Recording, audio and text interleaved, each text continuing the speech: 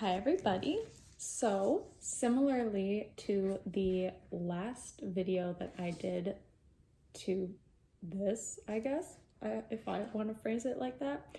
So, the last video I did with this was for the Vampire Diaries. I discussed all the seasons and then I ranked them in real time, if you want to call it that. I'm going to do the same thing here, but with Once Upon a Time. So here I've got my handy dandy notes. Mind you, it has also been a while since I've watched this show. I do want to rewatch it again at some point. So, but we're just going to quickly go through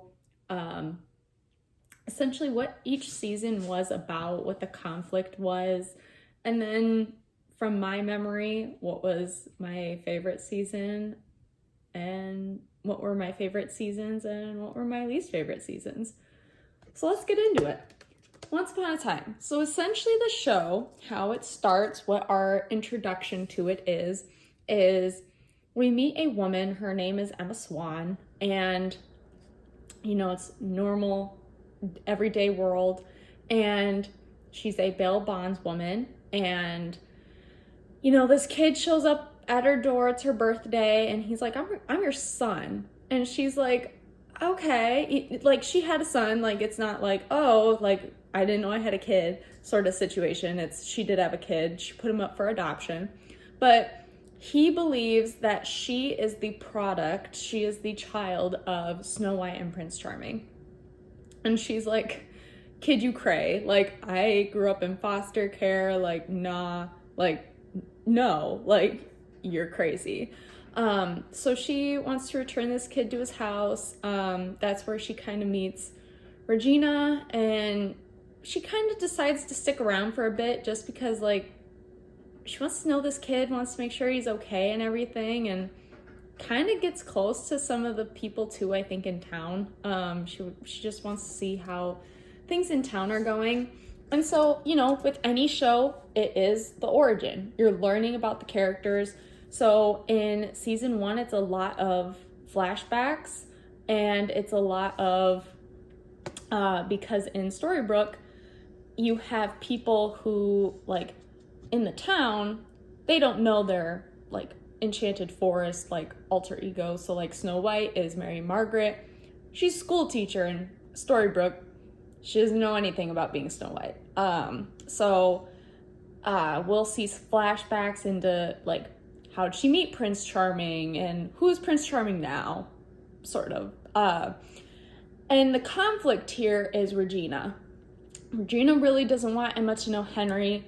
She really doesn't want Emma to have a good standing in the town. And she really doesn't want anyone in this town, like Mary Margaret and David, to, like, get together. She doesn't want anyone in this town to really be happy. She doesn't want anyone to have their happy endings, which is why she cast the curse. We see that in the flashbacks too. But at the end of season 1, getting into season 2, Henry saves Emma by eating a poisoned baked good, similarly to the story in Snow White and the Seven Dwarves. And so what awakens him is a true love's kiss between Emma and Henry. She kisses his forehead, and everyone in town remembers who they are. The curse is broken in the town, and Henry also wakes up. So season 2, we get into, everyone kind of, like, what's our role here? Like, this isn't our home. Like, this is not the Enchanted Forest. How are we going to continue our lives, So it's kind of that ground, that kind of play area. Emma and Mary Margaret, Snow White, they get sucked into a portal that takes them into the Enchanted Forest. So some of the first part of the season is trying to then get back into Storybrooke. There we meet, I think probably a lot of fans were waiting for this character, Captain Hook. And so, continuing on into the seasons, he's probably the best character in that show. But continuing on with discussing this show, we then, Cora, he's working with Cora. They get to Storybrooke. Regina decides to work with Cora because, things really aren't going her way again. And that's, the curse was essentially like, hey, I want a good life. Like, give me what I want, And so it's like, hey, we got to save the town again, It's kind of what most of these seasons end up being, but to each their own.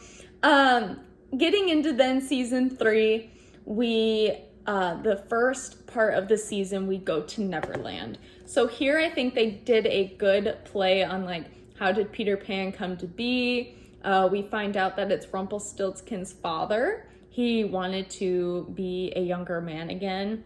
And the shadow is actually like something else entirely. And I think that's a good like kind of play on it.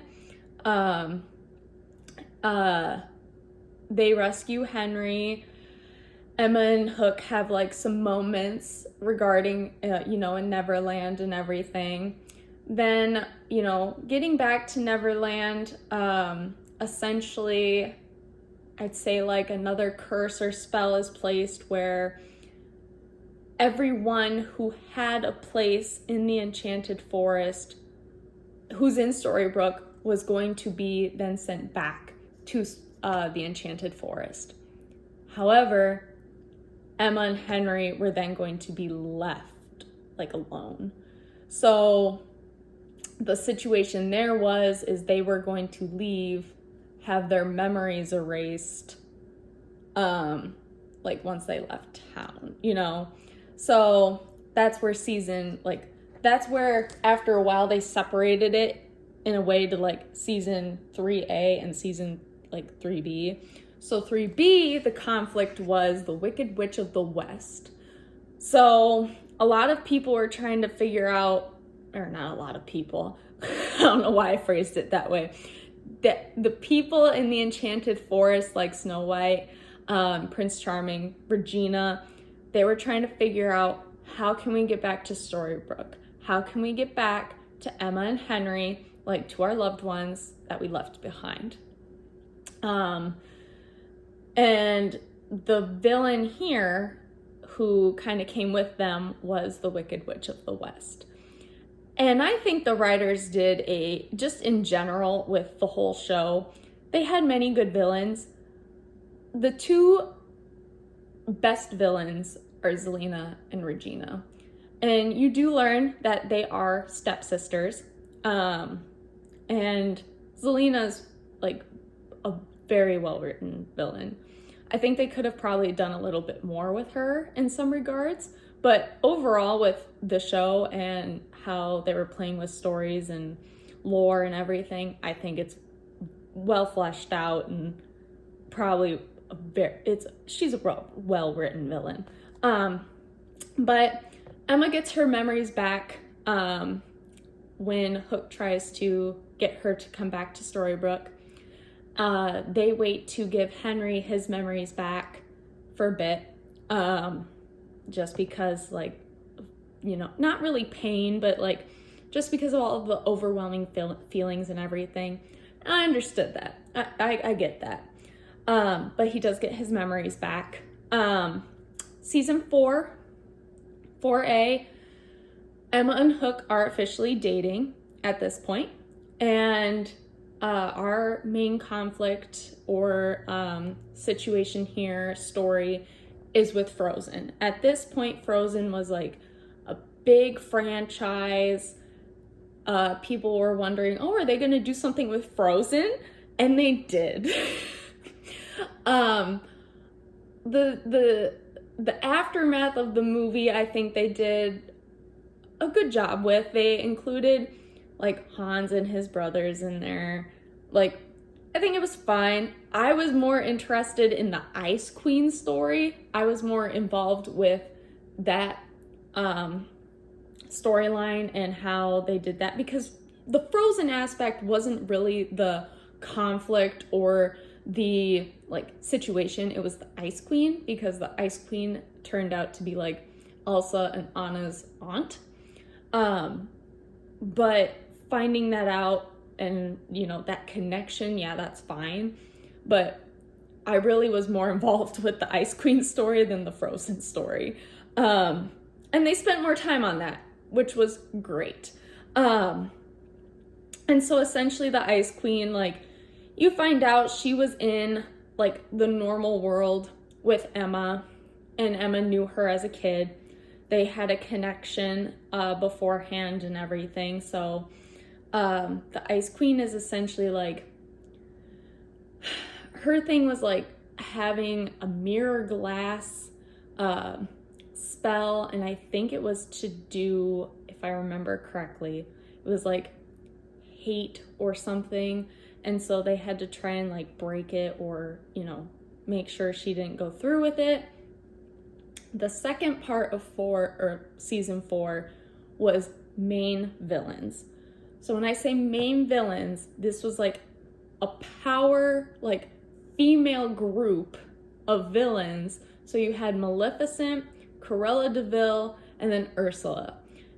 And I think, again, this was another great storyline, because you find out Maleficent had a kid.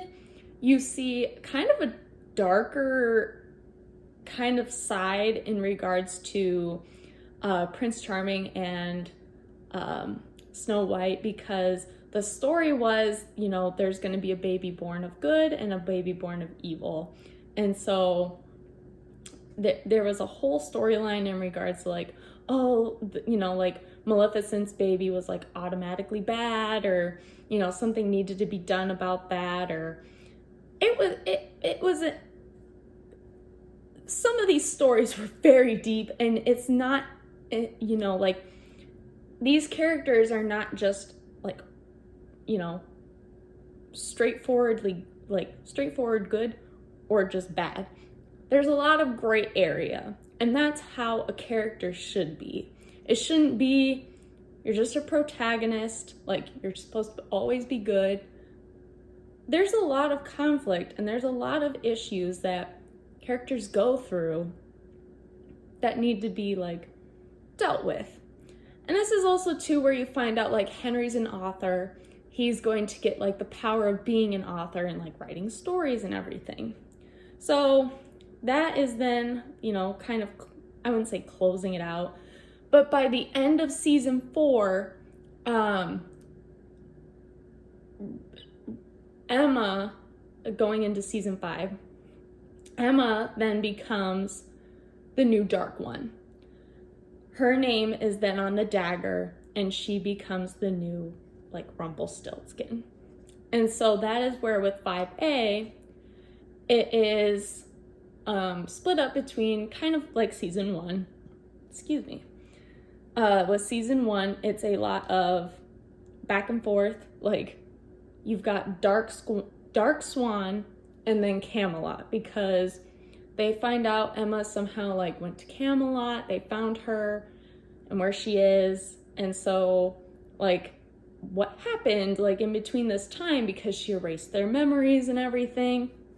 And you find out in the end, like, her and Hook are both like the dark ones. Like, she made it to where, because Hook was dying, so she made it to where they were both dark ones.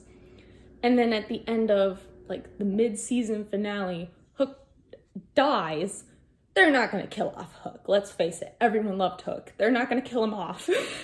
Everyone wanted to see at some point Hook and Emma get together. They wanted them to get married. They're not going to kill off Hook. So, of course, this then leads to the second part of season 5, 5B, which is the underworld. So this is where we get, you know, Hades. We see a lot of characters that maybe we saw in some flashbacks. So we see Mila, who was Rumpel's wife and Hook's former lover. We see Cora. We see Hook's brother. We do meet Meg, and we do meet Hercules for like an episode. That's it.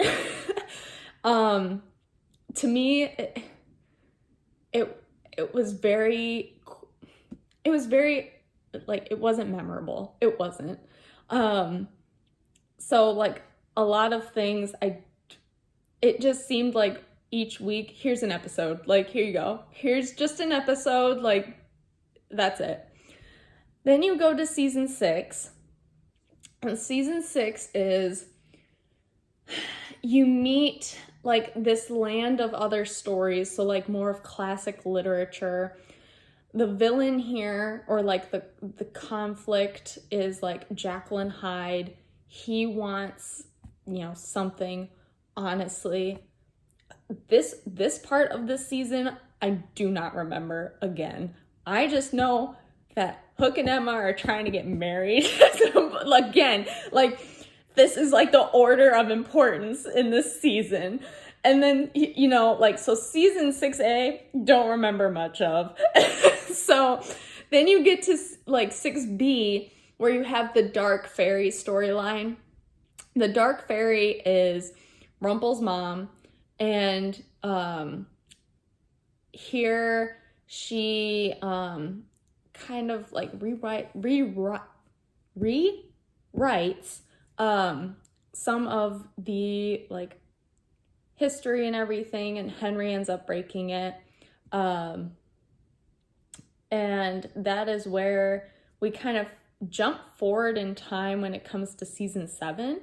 I called it the new Storybrooke, but it's called Hyperion Heights, and it's based more, so Storybrooke was like in Maine. Hyperion Heights, if I remember correctly, was like in not necessarily Seattle, but it was in like the Washington area. And so from what I remember, the story here was you find out, there are different types of stories. So we met Cinderella in season 1 of Once Upon a Time. Here you have a different version of Cinderella. So almost think of it as maybe a multiverse situation if you want to. And Henry, like, through flashbacks, marries Cinderella. They have a kid.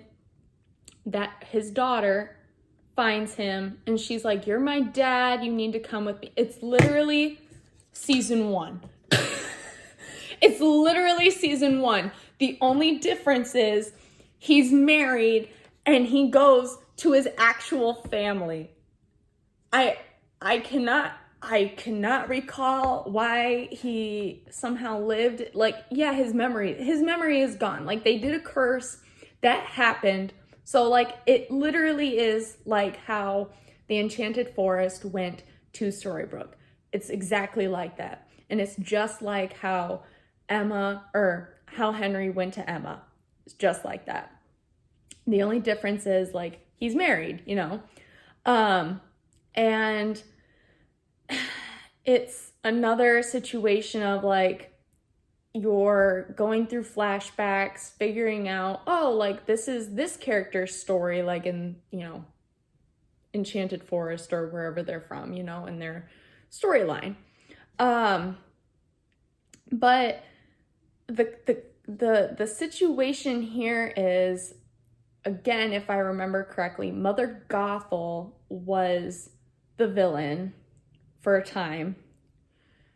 And she is the mother of Alice. And so Hook and Mother Gothel, like, got it on, had Alice. Mother Gothel wanted to do some stuff, like, had like a cult thing going on for a minute. They had Anastasia was supposed to be like one of, it's very hard to explain season 7, honestly. Like, Anastasia was important too because Rumpelstiltskin was still around, and Anastasia was still one who had, like, innocence. And Anastasia, when I say that, I mean, like, Drusilla and Anastasia. So like the stepsisters from Cinderella. And Anastasia was like the nice one, still had innocence and purity or whatever, and she was going to defeat Rumpelstiltskin. And then the ending is Regina rules over all of like the kingdoms and everything. So in the end, she is the ruler, she is the queen of like essentially almost everything. And that's the ending. And that's fine. I forgot literally a lot of what happened in season 7. I liked the direction I think that they were going in. It's just, I also think that the show was ending. And so it's like, not saying like, I don't know. I just think, oh, it's ending. Let's just go for it. Let's just throw a dart. Let's go for it. So, let's see how I want to start this one now.